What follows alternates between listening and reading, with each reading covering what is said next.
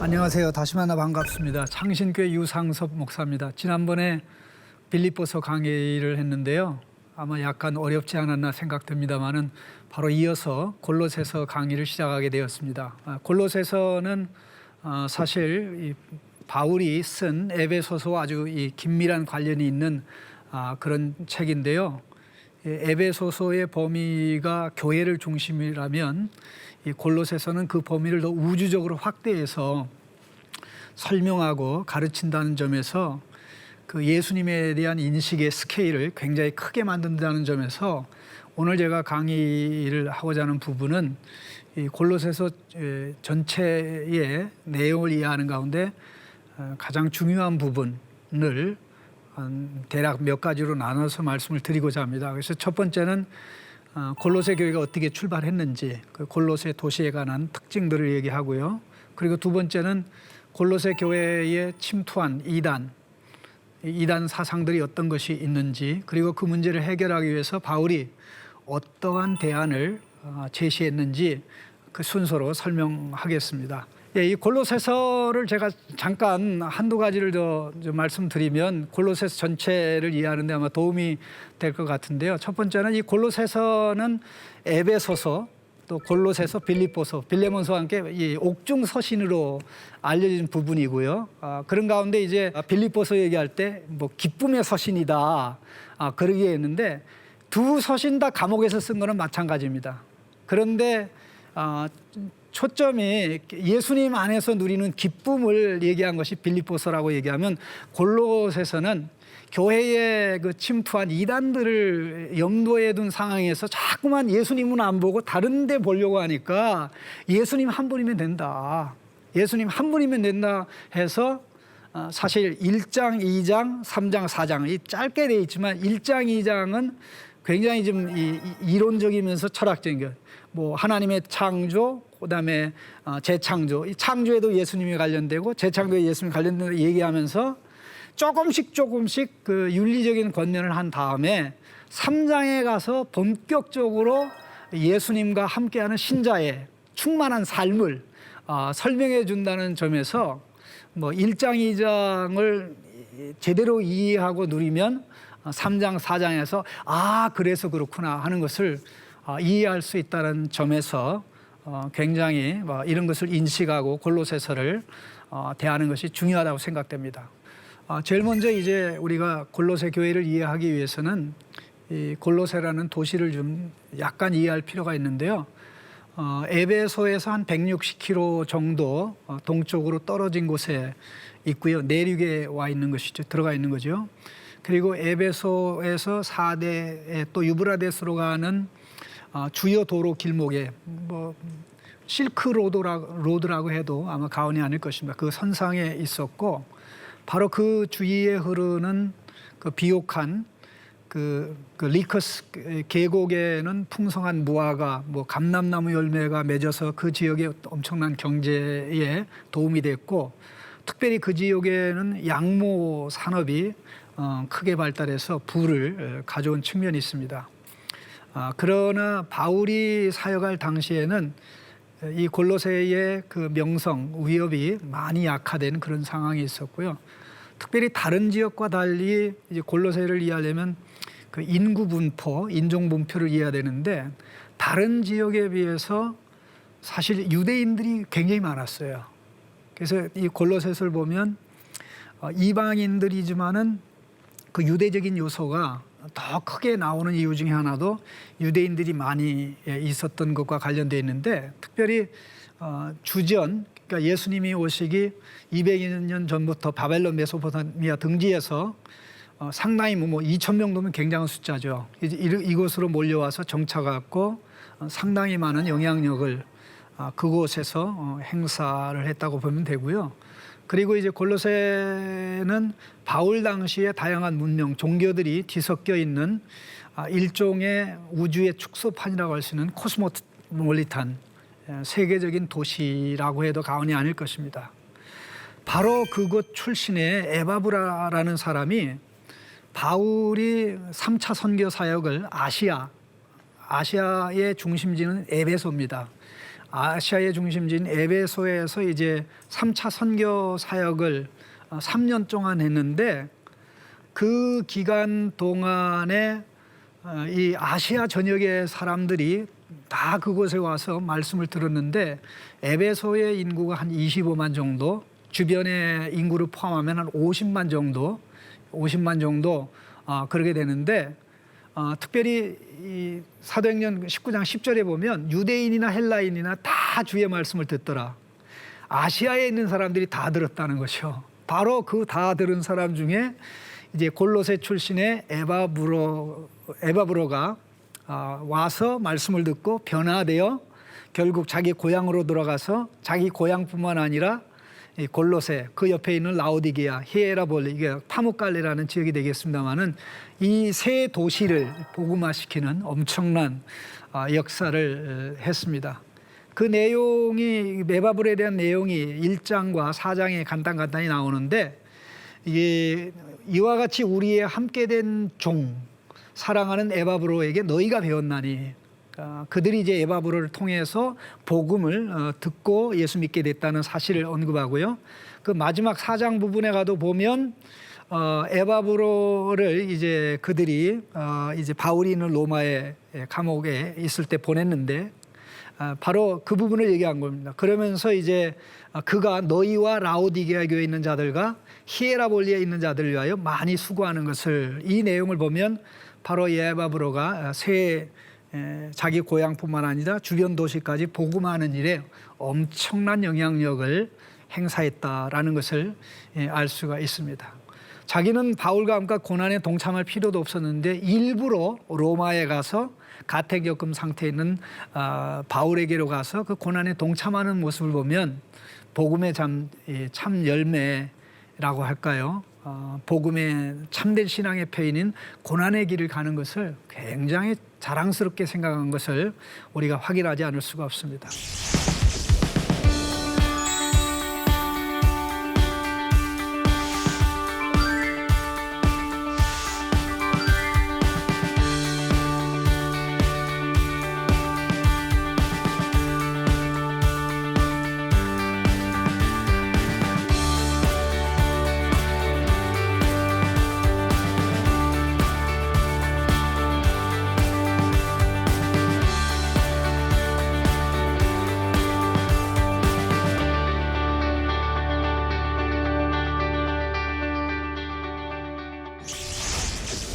이제 골로새 교회를 이해하는데 가장 중요한 부분 중 하나가 골로새 교회에 침투한 이단입니다. 아직 이 골로새 교회에 침투한 이단의 정확한 색깔은 잘 드러나지 않지만 기본적으로 몇 가지 좀 이해가 필요한데요. 아직 이 골로새서 자체에서는 이 가르침이 이단이라는 단어로 사용하지는 않았다는 게 하나의 특징이고요. 다시 말해서 이단이라는 단어는 사용하지 않았지만 이단적인 경향이 있다. 이걸 그냥 내버려 두면 그 끝은 이단이 되는 그런 상황이라고 보면 되고요. 가장 중요한 부분 중에 하나는 이 기본적인 특성이 유대교적인 할례, 음식법, 또 안식일, 절기 등 이게 다 유대교와 관련된 그런 부분들이거든요. 바로 그런 요소에 이교, 헬라 사람들의 요소인 초기 영지주의, 아직 영지주의가 본격적으로 발달한 것은 2세기, 3세기이기 때문에 그 1세기 상황에서는 그 영지주의의 그 싹이 나고 있는 상황이라 초기 영지주의라고 말씀드린 건데요. 그 영지주의가 가지고 있는 특징이 뭐냐면은 육을 굉장히 무시하고요. 더 나아가서 육은 구원의 대상이 아니고 영만 구원의 대상이 되기 때문에 어떻게 하든지 영은 기쁘게 하고 육은 좀 억압하고 억제하고 또 고통을 가도 괜찮다. 이런 것이 작용돼 있다고 보면 되겠습니다. 그 가운데 이제 영지주의는 지식을 강조해요. 지식을 통한 구원, 심오한 것을 깨달으면 뭔가 거기서 구원이 온다라는 생각이 상당 부분 좀 배어 있는데요. 바로 좀 더 이 골로새 침투한 이단적인 가르침의 그 내용들을 좀 더 보면 특별히 그 천사들과 권세 여기서 천사들과 권세들은 이거는 이 영적 존재들을 얘기하는 그런 내용입니다. 그래서 이 천사들과 영적 존재들은 하나님께서 천지를 창조하실 때, 예를 들어서 욥기서 38장 7절에 보면 이 하나님께서 세상을 창조할 때 새벽별들이 기뻐하였다. 이 거기 천사를 가르치는 표현이거든요. 그 하나님께서 천지 창조에 기뻐했다. 그 부분이 나오고, 사도행전 7장 53절하고 갈라디아 3장 19절에 보면 하나님께서 모세에게 율법을 주실 때 천사를 활용하셨다는 얘기가 나오거든요. 자, 그러니까 창조에 천사가 음으로 양으로 개입하고 또 율법을 주는데 천사가 개입했으니까 어떻게 하든지 천사의 도움을 받으면 하나님과의 관계가 깊어질 수 있다라는 인식을 이제 한 부분이 바로 천사와 관련된 강조점이에요. 그래서 골로새서에는 천사 숭배라고 2장의 표현이 나오고요. 그리고 이제 금욕적인 습관들, 왜냐하면 육신을 욕망을 절제하고 절제하면 영적으로 순결해지고 깨끗해지니까 이 하늘의 환상과 신비를 얻는데 도움이 된다니까 이걸 좀 강조하고, 이렇게 그들이 하다 보면 이 천사들이 참여하는 그 하늘의 영광, 또 천사들이 하나님 앞에서 누리는 그러한 그 하나님과의 친밀한 교제를 누릴 수 있다라는 생각이 사실 골로새 교회에 침투했던 것입니다.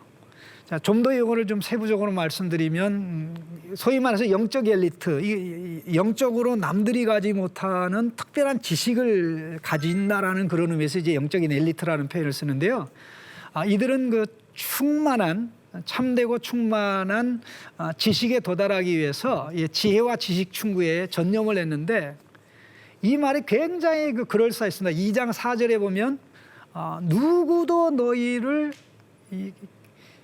교묘한 말로, 이게 우리말에는 이게 교묘한 말이라고 그래가지고 정말 의도가 나쁘구나, 그렇게 말하는 순간 나쁘구나 그럴 텐데 실제 그런 뜻은 아니고요. 설득력 있는 그럴싸한 말입니다.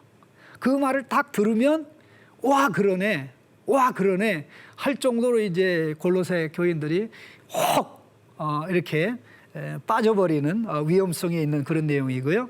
이것이 2장 8절에서는 이 헛된 철학과 속임수라고 되어 있는데, 이 철학 곧 헛됨 속임수라는 뜻입니다. 겉으로는 철학으로 포장됐는데 그 내용을 열어보면 사람을 기만하는 것에 불과하다, 그런 내용이 되겠고요. 이 모든 것들은 결국 사람의 전통과 세상의 초등학문, 여기 초등학문이라는 단어는 여기 사용된 단어가 헬라어의 그 기본 원리, 기본 요소, 우주의 기본 요소 그런 걸 뜻하기도 하지만, 이것은 결국 세상을 보이지 않게 움직이고 작용하고 영향 주고 있는 어떤 영적 존재들, 거기에는 이제 천사도 포함될 수 있겠고 귀신들도 포함될 수 있겠죠. 오늘 우리가 알고 있는 그 귀신 개념하고 그 당시에 로마 사람들이 가지고 있는 귀신 개념들은 좀 다릅니다. 오늘날 우리는 이제 귀신하면 처음부터 끝까지 다 나쁜 귀신들인데, 그 당시에는 귀신들이 다 나쁜 건 아니고 귀신 중에도 일부 굉장히 착하고 좋은 귀신들, 천사라고 불리지는 않지만 좋은 귀신들이 있어서 그런 귀신들의 도움을 받는데 사실 이런 요소들이 좀 필요했다고 봤던 겁니다. 그래서 이 두 가지가 골로새 교단의 그 이단적인 가르침에 등장하는데, 금욕주의와 신비주의적인 요소죠. 이 신비주의라는 것은 하나님과의 밀접한 교제와 사귐을 위해서 반대되는 모든 것들을 다 제거해야 된다라는 그런 뜻입니다. 그래서 이제 금욕주의 요소로 등장하는 게 구약에 나오는 음식법, 먹고 마시는 거, 그다음에 이제 각종 절기, 안식일, 그다음에 매달 초 월삭이라고 하죠. 그다음에 기타 절기들이 언급이 되는데, 이런 때 금식을 하고 음식을 절제하고 그러면 영이 순결해져서 하나님과 신비한 연합을 즐기는 데 큰 도움이 된다라는 생각을 가진 사람들이 골로새 교회에 들어와서 영향을 끼치고 있었다는 그런 얘기입니다. 그리고 이제 신비주의적인 요소로는 이제 이 인위적인 겸손, 특별히 이 골로새서 2장 18절에는 꾸며낸, 그러니까는 이게 가식이 있다 그런 뜻은 아니고요. 하나님의 뜻과는 상관없이 이게 겸손이다라고 사람들이 고안해낸 그런 어떤 내용을 말하고요. 그 가운데 이제 천사 숭배는 하나님과 골로새 교인들을 연결시키는 데 굉장히 중요한 역할을 한다는 그런 것으로 보았기 때문에 당연히 등장하는 것이죠. 그래서 이제 이러한 각종 엄격한 규정들을 준수함으로 말로 다 할 수 없는 영적 만족과 기쁨을 얻을 수 있다고 생각을 한 거죠. 자, 이렇게 생각하고 있는 자들에게 너희들 잘못 알고 있다. 예수 그리스도 안에 모든 것이 다 있고 한 분 예수 그리스도로 모든 게 영적인 삶, 세상에서의 삶, 모든 삶이 다 해결된다라는 사실을 바울이 이제 사실 이 골로새서의 가르침을 통해서 이제 하나하나 드러내고 나타내기 때문에 우리가 이 골로새서를 이해함에 있어서 늘 한순간도 잊지 않고 생각해야 될 부분이 예수님 한 분이면 된다. 그러니까 하나님의 아들 예수님 한 분이면 된다. 그렇다면 하나님의 아들 예수님 한 분이면 된다고 하면 그 예수님이 어떠한 분인지, 그 예수님이 도대체 어떠한 분이길래 그 예수 한 분이면 되냐라는 이제 그런 식으로 나가게 되는데요. 특별히 그와 관련해서 이제 말씀하는 것 가운데 1장 16절에 보면 만물은 예수 안에서 또 예수를 통해서 또 예수님을 위해서 창조되었다. 그러니까 만물의 시작도 예수님, 하나님의 아들 예수님, 만물의 그 진행도 하나님의 아들 예수님, 그 만물이 목적지를 향해 가는 것도 예수님. 이러니까 시작도 과정도 이 목적도 예수님이니까 예수님 한 분이면 된다는 거죠. 천사의 중보, 천사의 도움을 예수님 외에 별도로 받을 필요가 없다는 것을 이제 암시하는 거고요. 그리고 이제 2장 9절 또 1장 19절에서 이미 좀 말씀했습니다만은 그 예수님은 하나님의 모든 충만함으로 충만하다라는 그런 이야기를 그렇게 하는데요. 이 말씀 보면 1장 19절에 아버지께서는 모든 충만함, 여기서 그냥 충만함이 뭐냐면 하나님 자신의 모든 충만함입니다. 그러니까 하나님 자신의 모든 충만함이라는 것은 하나님 떼심의 전부를 예수님 안에 머물게 하셨다는 거죠. 하나님 떼심의 전부라는 것은 하나님을 얘기할 때 뭐 하나님의 100%, 하나님 떼는데 필요한 100% 요소, 특징, 속성, 이 모든 것, 지혜, 능력, 권세, 거룩함, 의, 이 모든 것들이 하나님에게 100% 있다면 하나님의 아들 예수님에게 이 100% 하나님께서 거하게 하시기를 기뻐했다는 거죠. 그러니까 예수님을 체험하고 예수님을 만나면 100% 하나님을 체험하는 것이다. 그렇게 얘기하면서 그 예수님이 누구냐? 지금 너희 안에 계신 바로 그리스도인데 그분이 영광의 소망이다. 영광의 소망이라는 것은 그 소망이 성취되면 영광이 도래하겠죠. 소망이 성취되면 그 예수님의 영광으로 가득 찬 존재로 그들의 미래가 바뀐다는 것입니다.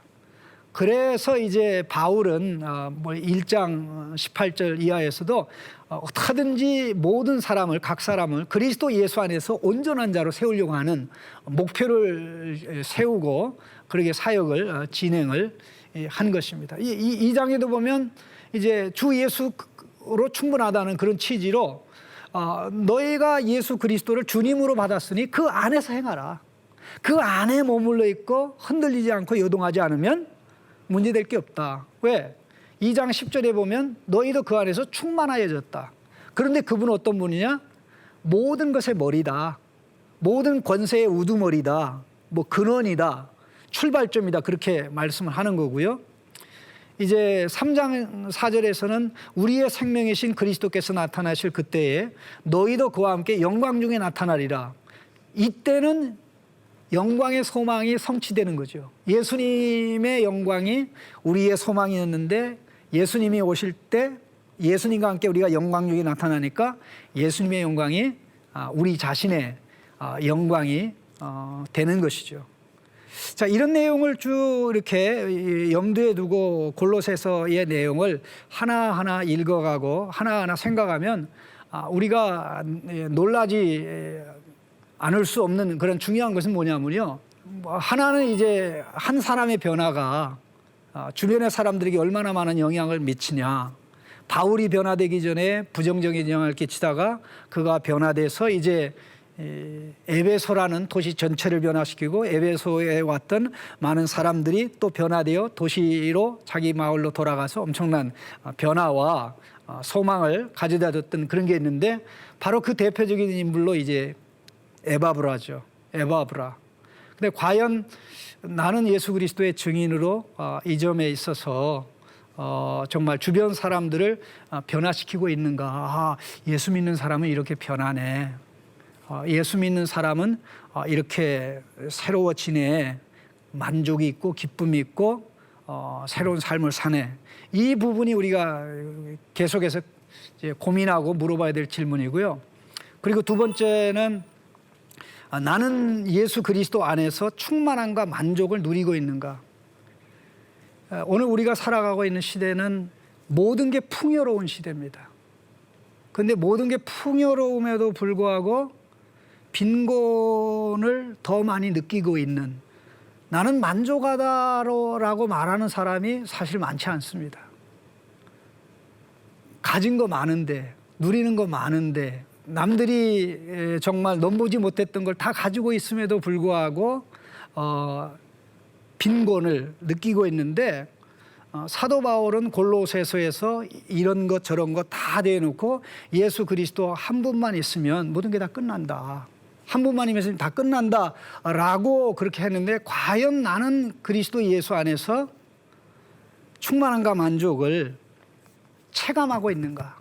정말 느끼고 있는가? 아니면 예수님으로 좀 부족하니까 거기다 뭔가 좀 더 하려고 하고 한 80%는 예수님이 해주고 나머지 20% 혹은 90% 예수님이 해주고 나머지 10%는 내가 한다든가, 아니면 95% 예수님이 해주고 나머지 5%는 내가 한다, 이렇게 될 수가 있는데, 바울은 이 골로새서에서 말도 안 되는 소리다.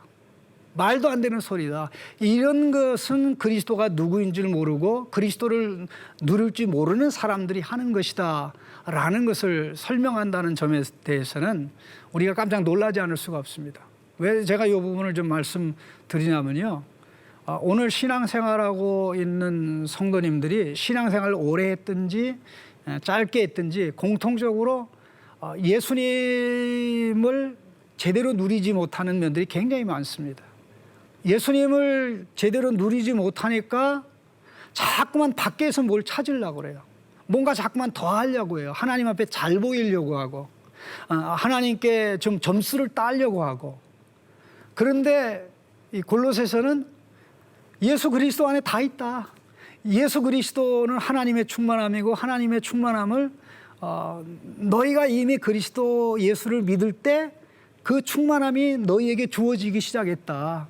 너희가 이제 그것을 누리고 또 체험하고 그것으로 인한 만족과 기뻐하면 된다라고 이제 바울이 설명하고 얘기했다는 거죠. 그래서 이 골로새서를 읽으면서, 사실 에베소서를 읽을 때는 이렇게 기쁘게 즐겁게 읽을 수 있는데, 골로새서 읽을 때는 이 상당히 많은 내용이 이 철학적으로 느껴지는 그런 개념들이 있고, 그러다 보니까 좀 이해하기가 어렵고 이해하기 어려우니까 그냥 대충 넘어가는데, 이 내용들을 좀 곱씹고 또 곱씹어서 가다 보면 예수님이 가지고 있는 모든 충만함을 이제 신자는 그리스도 예수 안에서 믿음으로 누릴 수 있고, 누려야 되고, 믿음으로 나갈 때 얼마든지 이게 끝없이 한없이 확대된다는 거죠.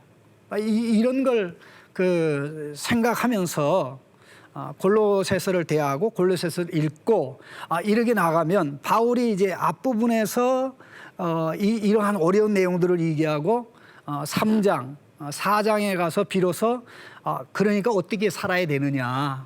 그러니까 어떻게 가정 생활을 해야 되느냐, 어떻게 직장 생활을 해야 되느냐, 그런 쪽으로 지금 나아간다는 것이죠. 그런 의미에서 오늘 좀 제가 이 골로새서 첫 강을 시작해서 약간 좀 들으시기에 좀 이해가 어려운 부분도 있을 수 있는데 좀 두 번째 강의하고 세 번째 강의할 때 좀 더 명확하게 되리라고 생각이 됩니다.